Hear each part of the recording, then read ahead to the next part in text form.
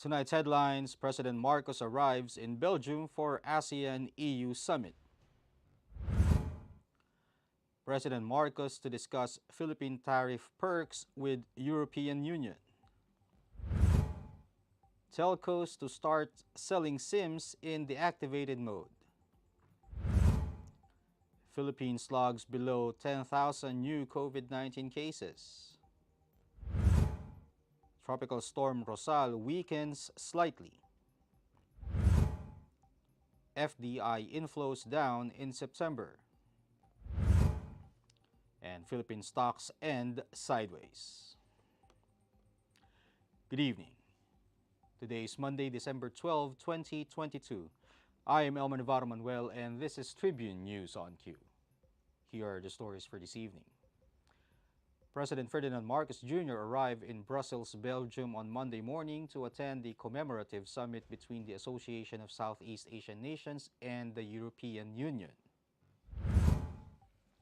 According to the Office of the Press Secretary Officer in Charge, Cheloy Garafil, Marcos and the Philippine delegation arrived at the Brussels International Airport at 9:55 a.m. or at 2:55 a.m. in Brussels time. During the summit, Marcos, who is also the country's Agriculture Secretary, is expected to discuss the administration's priorities, particularly in expanding cooperation in agriculture, trade, and maritime ties. Marcos is also set to hold bilateral meetings with leaders from Belgium, Estonia, the Czech Republic, Spain, Denmark, Germany, Poland, Finland, the Netherlands, and the European Union. President Ferdinand Marcos Jr. said he will bring up the Generalized Scheme of Preferences Plus, or the GSP Plus, a mechanism that allows duty-free exports to the European Union with other world leaders. Marcos is currently in Brussels, Belgium to attend the commemorative summit between the Association of Southeast Asian Nations and the European Union. In February, the European Parliament mulled the removal of some of the Philippines' trading privileges should the government fail to address the alleged human rights violations in the country. Under the GSP Plus, a mechanism that gives developing countries the privilege of exporting zero-duty merchandise to EU member states, some of Philippine exports to Europe are benefiting from tariff breaks. In the case of the Philippines, the GSP Plus covers 6,274 locally made products. Starting December 27, telcos will start selling SIMs in the activated mode, which users will have to register and have activated following the release of the implementing rules and regulations of the SIM Card Registration Act. According to Ayala-led Globe Telecom Incorporated, all new SIMs must be registered immediately to enjoy services, while existing SIMs should be registered within 180 days or 6 months from the effectivity of the law on October 28 unless extended. For their part, the PLDT Incorporated and its mobile subsidiary Smart Communications Incorporated and Dito Telecommunity Corporation both welcomed the IRR.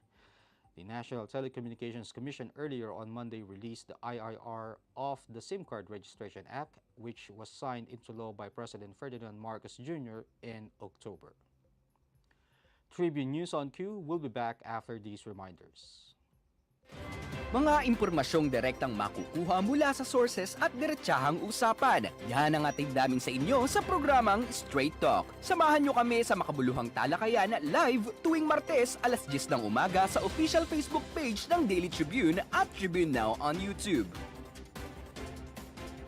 Be updated sa news and happenings katribu. Hatid ng Daily Tribune sa inyo ang mga balitang napapanahon sa loob at labas ng bansa. Kami na ang bahala sa paghahatid sa inyo ng mga latest and reliable news. We got you covered sa programang Tribune News on Q. Mapapanood mula umaga hanggang gabi, Lunes hanggang Biyernes sa Daily Tribune Facebook page at Tribune Now on YouTube.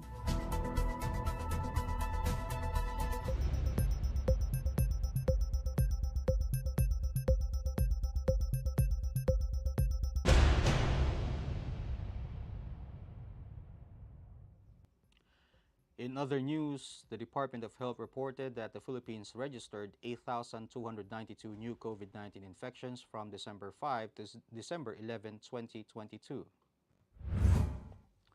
According to the latest DOH bulletin, the daily case average for the recent week was 1,185, 7% higher than the 8,032 infections monitored from November 28 to December 4.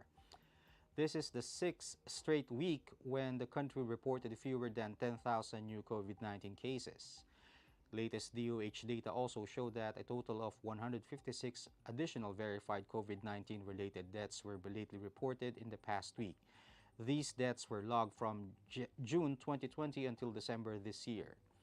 Meanwhile, over 73 million Filipinos, or 93.48% of the government's target population, have completed their COVID-19 vaccine primary doses, according to the DOH. Around 21 million individuals have received their booster doses. State Weather Bureau Pagasa announced that Tropical Storm Rosal has weakened slightly as it continues to move away from the country. Rosal is less likely to directly bring heavy rains in the country throughout the forecast period. No storm signals were likewise raised over the country.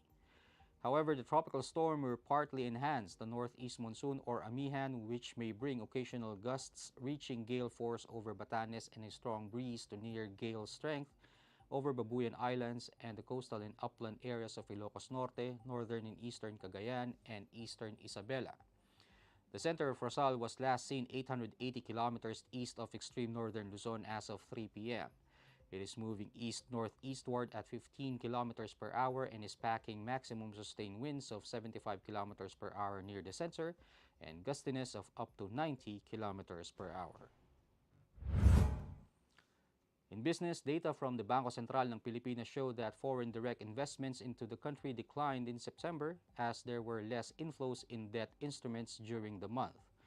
FDI net inflows for the month stood at $626 million, down from $774 million in August and $680 million the same month last year.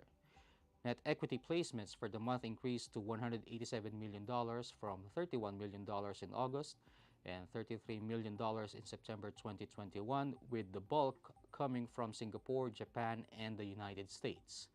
These were directed mostly into the financial and insurance, manufacturing, and real estate industries. Meanwhile, net debt instruments slipped to $351 million from $577 million in August and $555 million the same month last year. And the local bourse's main index ended the week's first trading day sideways, but the peso weakened to a United States dollar ahead of the policy meetings of the Federal Reserve and the Bangko Sentral ng Pilipinas. The Philippine Stock Exchange Index gained 0.08% or 5.08 points to 6,585.20 at the closing bell. The broader all shares